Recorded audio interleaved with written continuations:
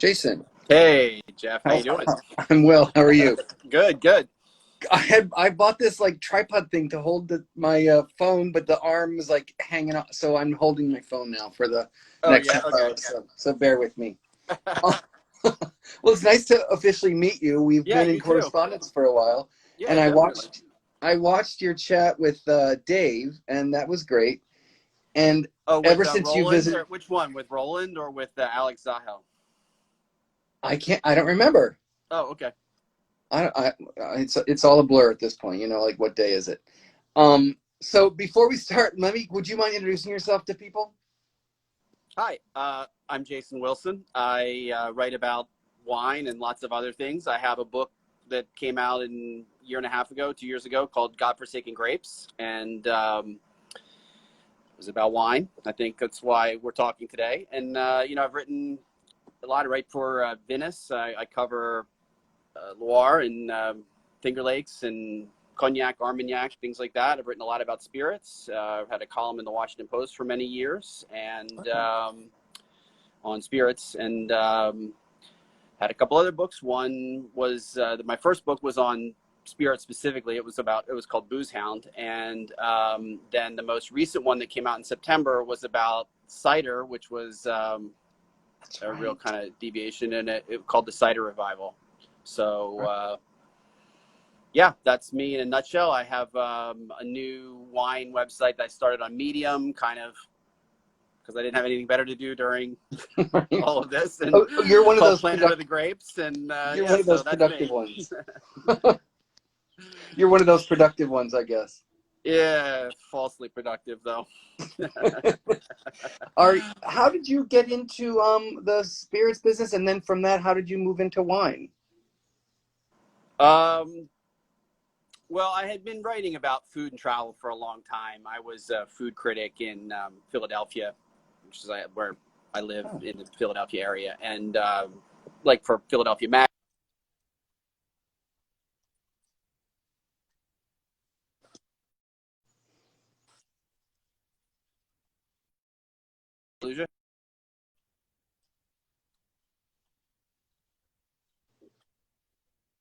For a second, it's kind of coming and going, but it's who knows.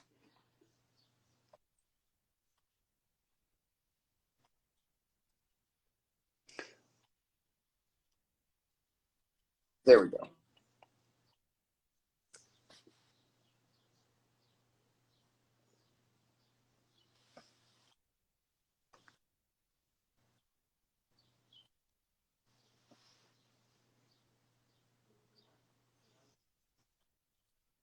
No, I don't.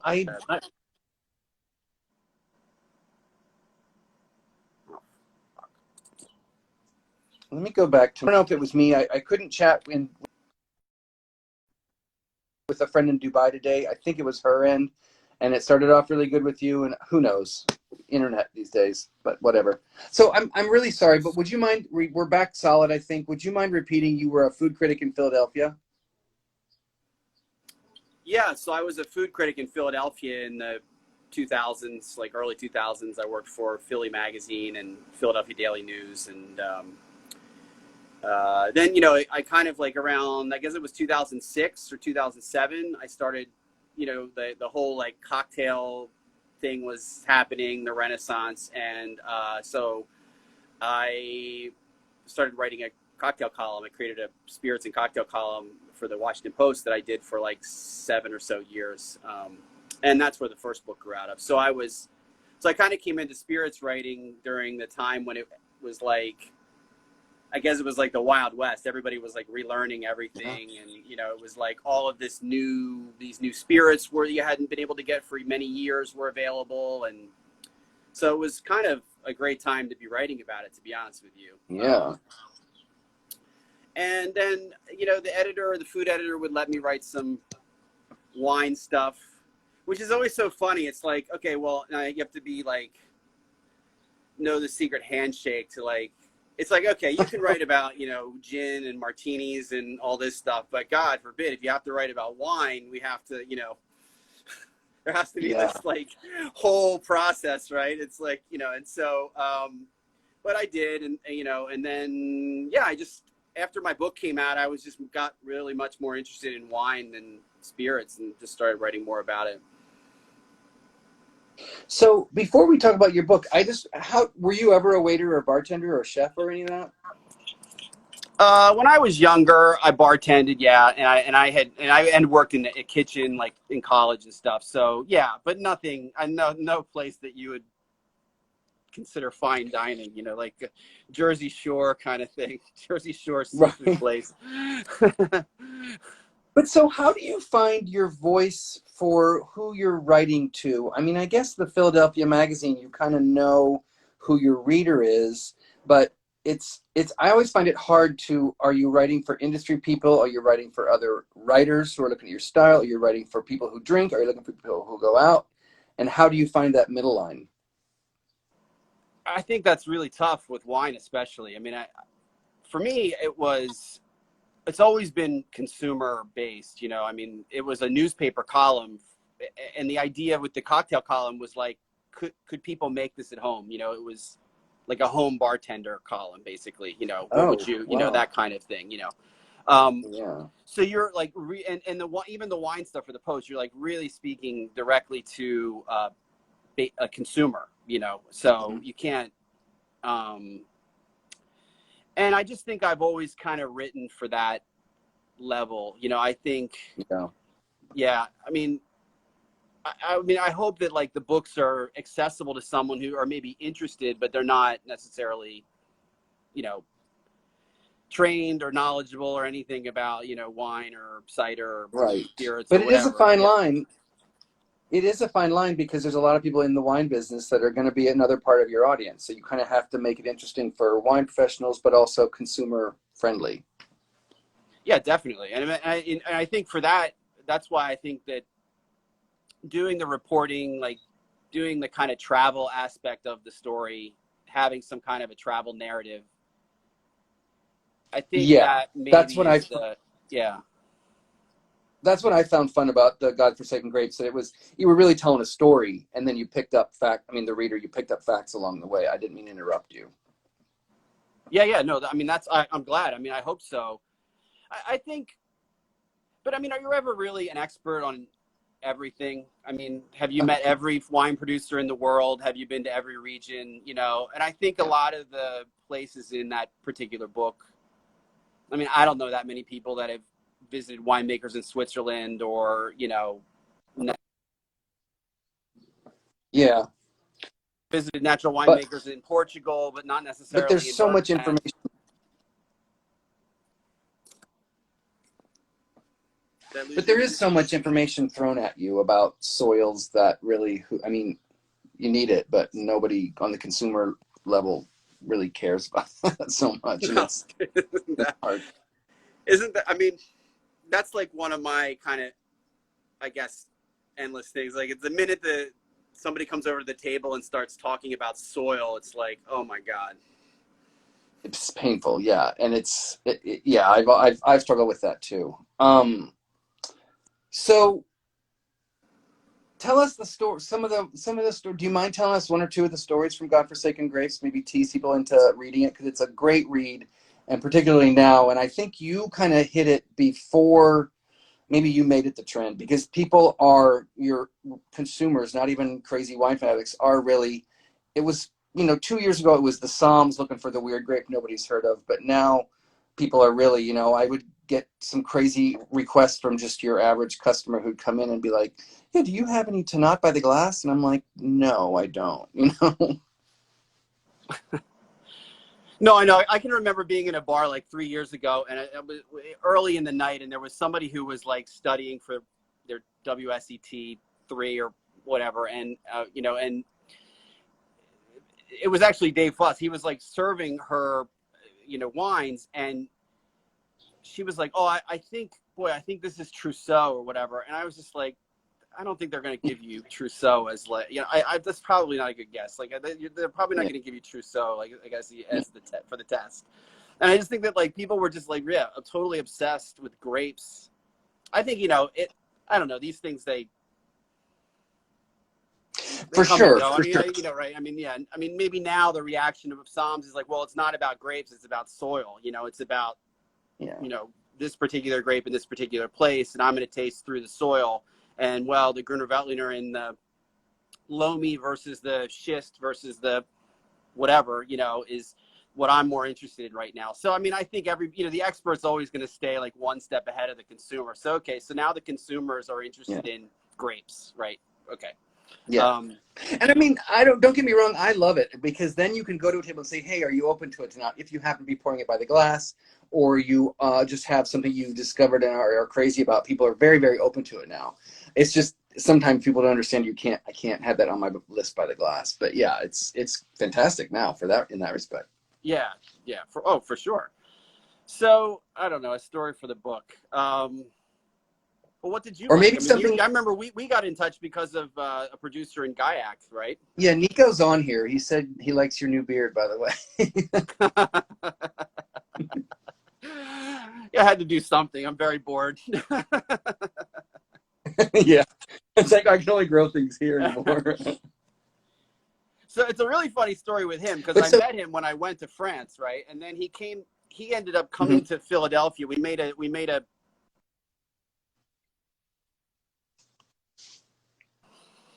and so he showed up, and my sons were like,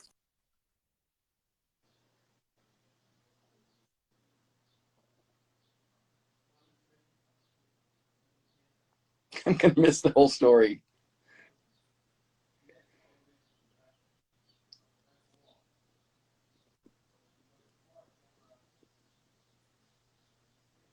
I don't know what's happening. I have full bars on my phone. This doesn't happen all day long with the internet.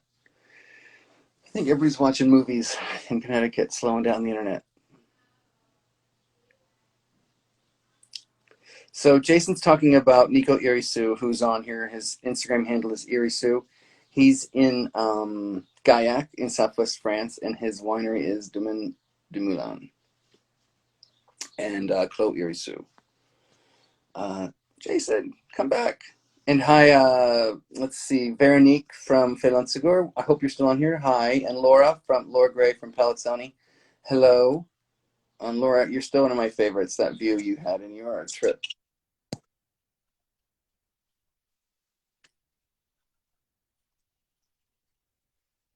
Yeah, I know that eagle. I just lost you the whole story. Would you mind terribly starting over? I heard you say you went to Philadelphia because there was a bet that if he came to Philadelphia, you'd meet with him. And now we're slow again. Everybody's in. And I don't know if y'all know how to tell if it's his internet or mine, because if it's mine, I can switch to Wi-Fi, but I don't think it's any better.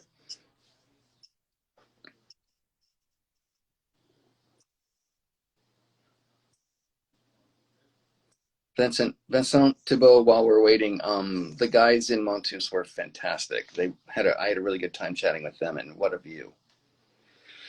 That was on Monday. And for everybody that might be on here, all these interviews are on YouTube. It's youtube.com/Jeff Harding. They're all up there. And on my IGTV here.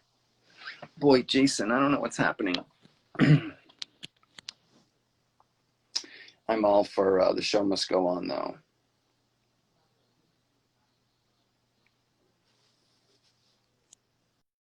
Let me try.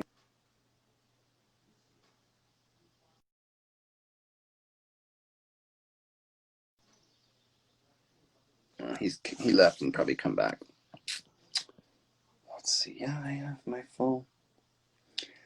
I see. How are you? Let's see who's still on here. Carrie, you're still here. Adrian, hi everybody.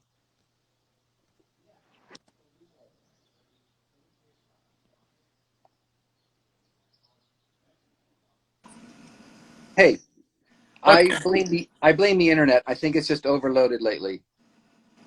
overloaded lately. All right, sorry about that. Where were we? I don't think it's your fault. Talking about the attack eagle. Yes. So can you go back to, there was a bet that if he came to Philadelphia, you guys would meet? Yeah, I would take him to a Sixers game, right? And at that time, the Sixers were terrible. So, but he showed up and, showed my kids his videos of his his eagle that he takes out hunting in the vineyard with him. You know, this Uh-huh. gigantic, very threatening thing. He corrected my teenage son's poor French. You know, it was great. Great visit. And we went to a Sixers game. But Awesome. I love Gaiac. It's just that's. I mean, what's your experience with that area? So I have started following like Sopexi. I'm on their email list, and they were doing various Southwest France like lunches and stuff.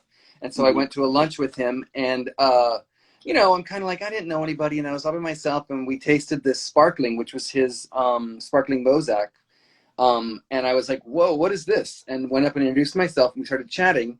And then I don't think we talked about the Eagle that day. Maybe we did. We must have. And just hit it off that day, and then started following him on Instagram, started chatting.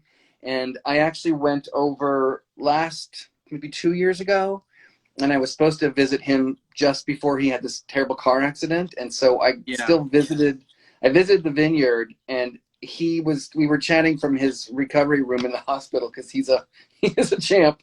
And then this past year I was going on a regular sponsored wine trip in Burgundy and Languedoc, and I went a couple days, and I timed it to do that Chinese Lantern Festival, they do in Gaiac every year. Yeah. And so I got to go there for that and spend a couple days with him. And he showed me Albie and the vineyard, and I met all the hawks and the eagle, and I held the eagle, which was terrifying, and ate all over the place, went to the Lantern Festival, and then went on my way. And we've just been friends for a couple years now over that. But the wines are fantastic too. Right. Well, the last time I was there, we tasted, I think he had like 50 samples. We were tasting. Oh, you blended the Cinto, blending, didn't you? exactly, right, yeah. That was a really intense tasting. I mean, he was doing, I think, 2 blends. He had his whole tasting panel there. That was pretty cool. We did whatever. I think you did maybe the 18. We did the 19, I want to say. Yeah. Blended. And intense, crazy, but really eye-opening and super Yes, very. I mean, completely. I mean, as someone who doesn't blend, I mean, what they were looking for was something completely different than maybe what you or I might be looking for. Yeah. But in the end, it was like, oh wow, we really got there, and it was fun to see how it progressed. Yeah, for sure. So, can you tell people what Godforsaken Grapes is about then? Your 30-second elevator pitch or whatever. My elevator pitch. Okay, so Godforsaken Grapes is a book. So it takes off from the idea that there are nearly 1,400 wine grapes in the world, yet 75 to 80% of the wines in the world are only made out of 20 grapes. So I wanted to explore the other 1,380 grapes. And the title comes from this kind of drunken rant that Robert Parker had, like maybe in 2014, where there was this period of time where Robert Parker was getting drunk at night, and or I don't know, I mean, he seemed drunk at night, but he would have these late night rants, and so one of them was about, these younger generation of wine people, they love their godforsaken grapes, and he named like Blaufränkisch and Negrets and certain grapes that Traminer or whatever, and it was like, these grapes that no one cares about, they care, in hundreds of years of winemaking, no one's cared about. And so I don't know, I just thought, okay, well, why don't we explore these godforsaken grapes and see what kind of story there is. And so I don't know, for the next few years, that was what I was kind of visiting producers that were really making wine from very obscure grapes. And so like one kind of central trip to the book is this trip that I took to the Alps with a group called Wine Mosaic, who they've like all through Europe, Wine Mosaic. I mean, to be honest, I haven't heard from them in a while. I don't know if they might still be around, but they were saving, it was a nonprofit that was saving, indigenous grapes in different places. Mm-hmm. And they would find a grape like Himbertscha in the Alps of Switzerland, and there might be 1/2 hectare of it or something, and they would, help the grower save it and everything. Okay. And so, you know, like a lot, so, you know, we were going, you know, going up in like little gondolas, little like these tiny little wooden gondolas up, you know, to these vineyards that were, you know, 1,000, 2,000 Right. meters up in the Alps. And, you know, it was, so there's like a little bit of soft adventure, I guess, very soft adventure in the book. Super soft adventure. Did you have trouble getting a publisher, or were people really open to it? And would you have been able to do that 10 years ago? People, my publisher was pretty open to it Yeah. because I had written a few magazine pieces that had appeared beforehand, so it was, Okay. yeah. So tell me about the new one, the cider book.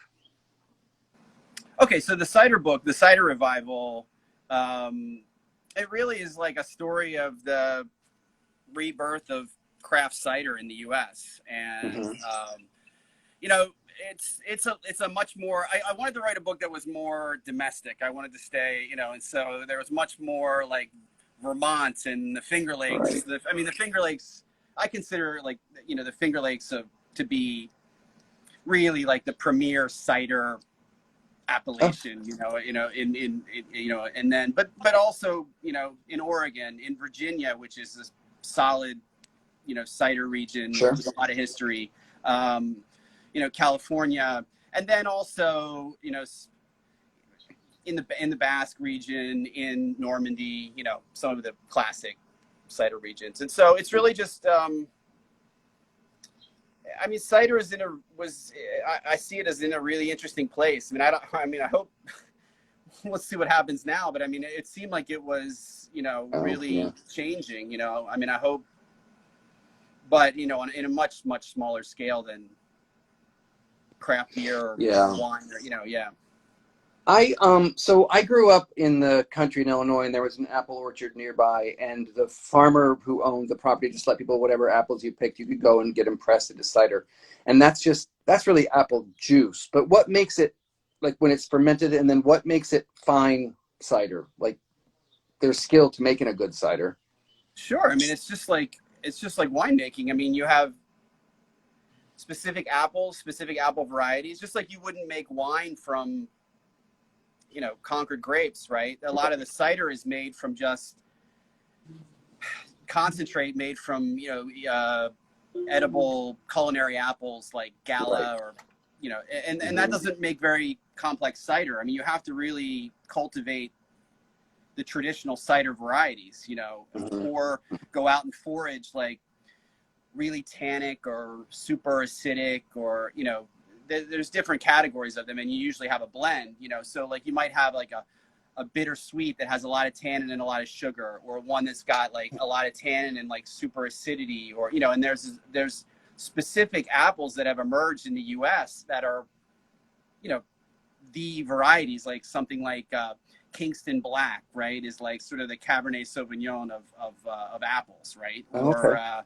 Rhode Island greening, you know, which is, or, you know, there's dozens of them, but I mean, it's a whole new like language of this. And so the exciting cider makers are the ones who are orchardists themselves, just like, you know, you're a wine grower, you know, and, or they're foragers, they know where some wild varieties are, you know, or it's a mix of the two. Or else they just have access to the apples. I mean, the access to really good cider apples is kind of the biggest issue in cider right now. I see.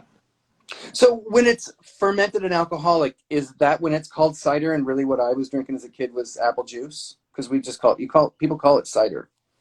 Yeah, no, it's apple juice. They started calling that cider during Prohibition, but cider is cider. Cider is, that's like, there's wine and there's grape juice. There's Gotcha. Yeah, sure. There's apple juice, right? I mean, and it's like. Did you touch all? Because for me, I mean, the really classic, some of the great ciders are from Normandy, and they do Poirot also. Is it Poirot, the pear one? Did you come across any pear ciders? Pear, yeah. Yeah, tons of them. There's really good ones, especially like in Oregon, and there's a few in the Finger Lakes and elsewhere. And definitely, I mean, obviously in Normandy and in the west counties of the UK, you know, there's all kinds of. So I mean, pear is so apple and pear are really the two. So there's a big tradition of pear cider. And, it's interesting, like in Normandy, there was like an old legend in the 19th century, 18th and 19th century, in a bad year in Champagne, there would suddenly be a lot of pear cider that would be moving, out of Normandy and into Champagne. And they were like, well, we don't know what it was ever used for, but yeah. Wow, that's a riot. Yeah. That's awesome. No, but I love this stuff. The trouble I had in a restaurant is you wouldn't sell it by the bottle. And so if you wanted to sell it by the glass, you had to open a whole 750, which then it's carbonated. So by the end of the night, if you didn't sell it all, you had to throw it out. And it's kind of expensive for what it is. So it was a weird thing to sell in the restaurant, but I really love it. And I'm glad it's seen a revival. And I need to dig into the book because I need to learn a little bit more. And you cover the history and the apple varieties and some of the producers. Yeah, I mean, because part of the revival is the revival of these apple varieties that have died out because of monoculture and because, everybody wanted to grow a Granny Smith or a Gala or one of these apples. And so anybody that was growing some heirloom variety or whatever, just ripped them out. Right. And planted. And it's like a big deal right now in the state of New York to convince some of the larger orchardists to invest in cider apples, and there's this, I went to some tastings where they were trying to convince, really big orchardists that they can get more money per tree, per pound or whatever, per bushel, I guess, is for, better apples, right. And, yeah, I mean, it's fascinating. It was like a whole world. I did a story for the New York Times food section on cider, and I went up, up to the Finger Lakes and did some reporting, and I was like, wow, there's a whole world here that's interesting. And yeah, it's really fascinating. I can't wait to dive into that. Did you find it all? Because do you know Kevin Begos? He wrote a book he was inspired by a wine he had from Bethlehem, and he went and did this deep dive of these old ancient grapes. Oh, right. No. Yeah. And he talks about right around the same time as but he talks about the genetic diversity. We need more genetic diversity because just like the potato blight in Ireland, if we all have one strain of grapes, there's really a great potential for something like phylloxera again. Did you come across any of that in your travels? People talking about that?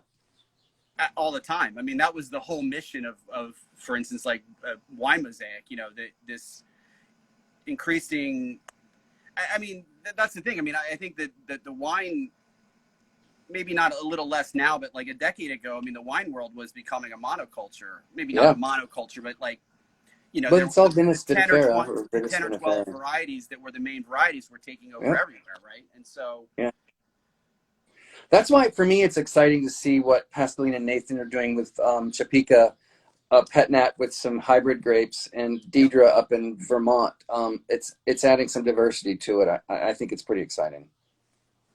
Yeah, I think that the hybrid grapes are really, really cool. I mean, I have a chapter on the hybrid grapes in Godforsaken grapes for sure. Because they're just... Right now, it's interesting. It's very early on. It's the early days of hybrids. And so it can be hit or miss. It can be. And maybe it lends itself better to Pet Nat or lends itself to more rustic styles. For sure. But I'm fine with that too. It's like there was, when I was in the Finger Lakes, there was a family who made some decent wine, but they were also making basically Pet Nat, but like a little Coke bottle size, single things. And it's like, it's still diversity and it's still farmed responsibly, and I'm all for that. Yeah, for sure. Well, you kind of But there's people there in the Finger Lakes that are very skittish about talking about hybrids because that was the industry. Yeah. I talked to Chris Bates recently, and we kind of discussed all that in the history of moving from a fruit manufacturer place to a wine making place. And it was really interesting. Jason, we're at a half an hour, and I try to keep it right at a half an hour. No problem. We don't. But it's been really. I mean, meet over a drink would be more fun. But this has been. If you can't do that, great. Thanks. Yeah. really great to meet you. And I'll put this on YouTube and I'll send you the link. Thank you for your time. I really appreciate it. Thank you. Thanks, Jeff. Okay. Good to meet you. Take care, man. You Bye too. bye. Bye.